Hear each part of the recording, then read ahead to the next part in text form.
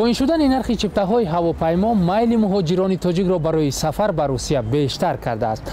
هرچند شماره هوسمندان سفر به این کشور با پیش از دوره بحرانی قیاس نشونده است، اما این نقطه‌های چپته فروشی که تقریبا 2 ماه پیش قریب که خالی بودند، اکنون کمی هم باشد مشتری‌های خود را دارند.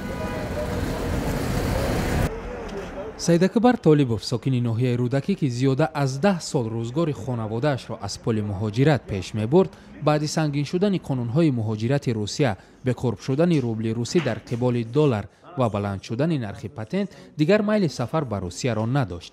بعد 1.5 سال بیکاری با ارزان شدن نرخ چپته، اکنون می‌خواهد باز به روسیه برگردد.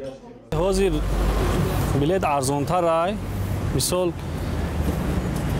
آسان‌تر می‌غلطم مودا برای کی مثال میریم اونجا با پلک زیادی میکنه، میریم اونجا اون پتنت مون میکنیم یا که اون کارهای دیگه مون میبینیم. برای همین مثال حاضر نگیریم با ممکن بلیط هم قیمت شوه.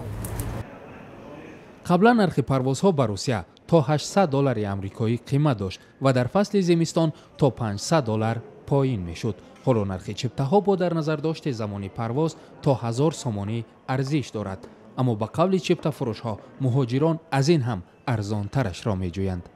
پیشتر نرخ چپته رو اینقدر گپ نمی‌زدن، برای که ما وقتی که همصحبت می‌شدیم میگفتیم که بلیط من مثال پگاه به 2,500 است، شما 2-3 روز دیرتر گیرید 1600 1700 سومانی به میگیرید. میگفتن که ما میریم همین 2-3 روز به 3 برابر 4 برابر پول همین بلیطمون کار کردن میتونیم میگفتن. حاضر چقدر ارزان باشد هم قدر دیرتر هم باشد ارزان‌تر میگیرن.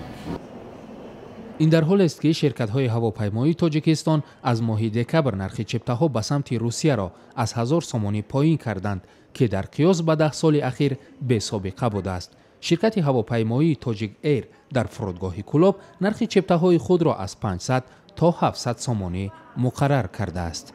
برای رقابت پذیری شرکت با شرکت‌های وطنی و خارجی، جمعیت سهامی شده تاجیک ایر نیز تا حد امکان نرخ چپته را پایین میبرد. زیاده از این برای جلب بیشتر مسافران با نوبت بحران اقتصادی امکانات مسافران بعضا شرکت بر ضرر خود نیز کار میکند.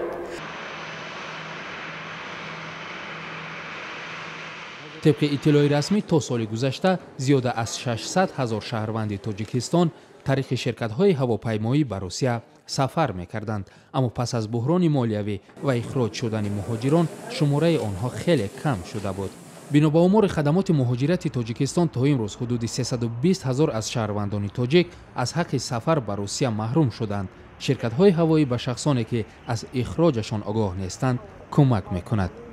اگر دپورت باشند مهاجران، از اینجا آویاکمپانی‌ها هستند که پول بلیط آنها را 100% برگردانده می‌تواند ابرد.